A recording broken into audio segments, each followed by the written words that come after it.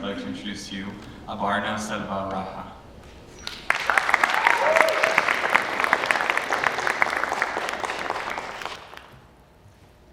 All right.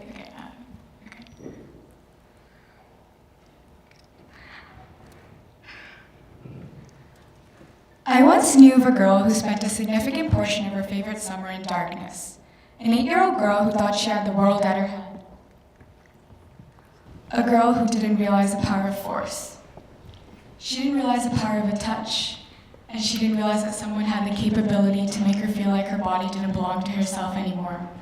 That summer, that incident, the little girl lost hope.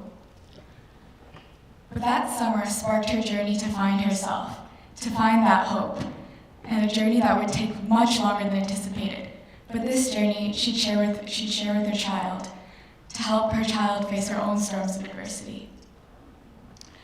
So my child, as I look into your eyes, I see your hope, I see your spark, I see your wisdom.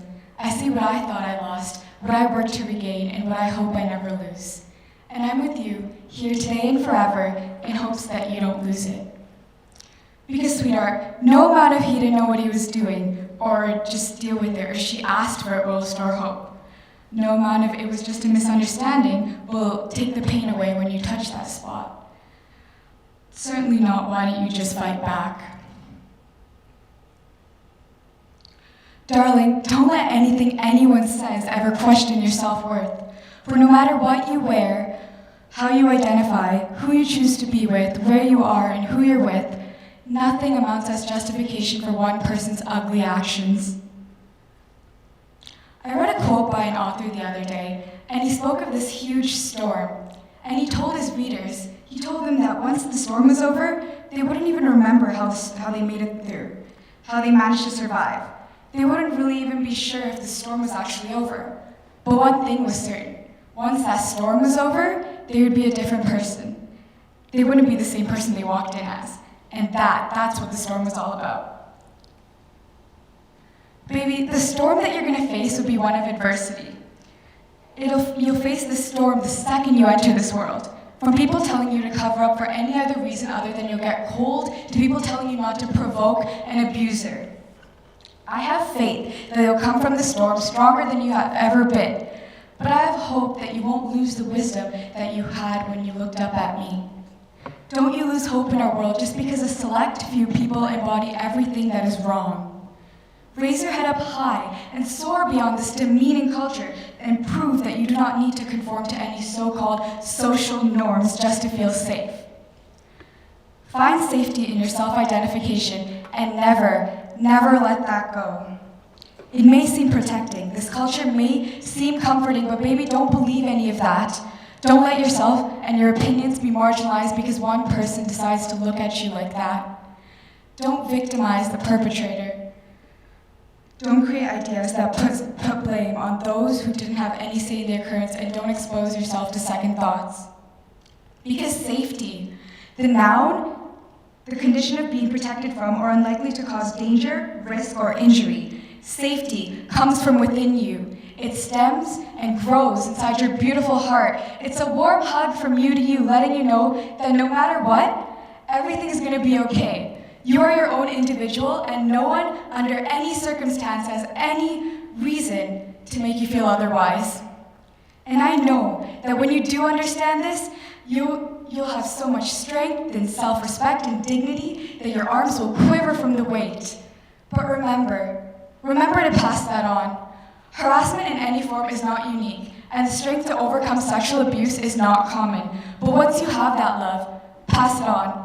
For every little child that grows up into a scared adult, wishing that they could learn to love themselves once more, once wanted that hug. Be that light for someone. Be that energy you see in this world. Because in some twisted version of someone's world, the boy who called rape and the energetic girl who fell silent are ignored. They're absentmindedly pushed away from society, thrown into an oblivion of quarantine. Your consent is not a string of blurred lines. You should not enjoy anything that anyone else does to you without your consent. You should definitely not be encouraged to vomit or urinate to deter a rapist. And the institution telling you to do this should definitely not be the one that looks to educate our future generations. Silence. Someone's silence will be a victim's tipping point.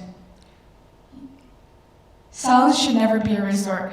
Baby, that resort is anything but relaxing. Because for every silence, 1 in 5 women are sexually abused on any given university campus. Your silence will be what changes either yours or someone else's life. But let me tell you, if you choose the path of silence, all you'll see will be this.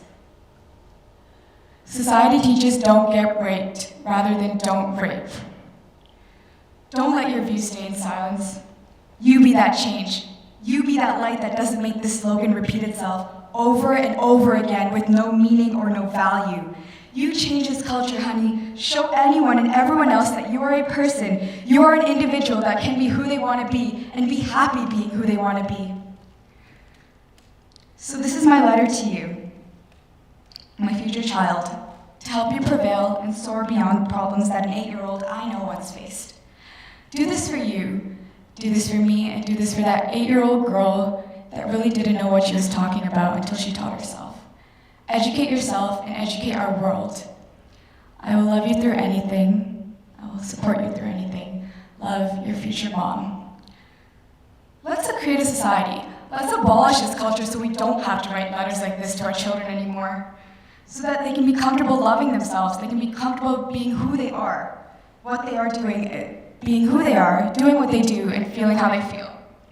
Let's show our future generations that the only thing they have to worry about when they step outside is the weather and how they'll conquer their own mountains, not our mountains, not these mountains. Let's abolish this stigma, everyone. Let's take action.